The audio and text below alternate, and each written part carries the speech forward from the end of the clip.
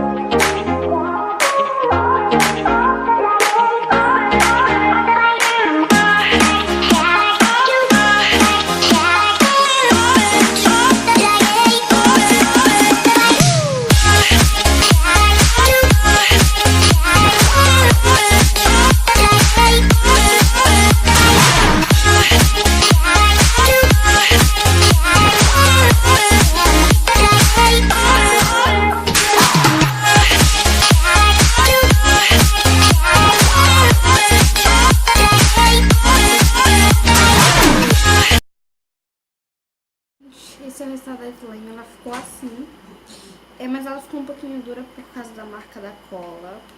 Mas se for a detergente marca da IP e a marca da cola da Acrylex, ela ficaria muito boa. Mas esse é o resultado. Eu gostei até. Espero que vocês tenham gostado.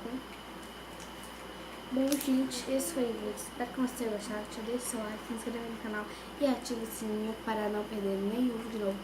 Tchau, fui, até o próximo vídeo.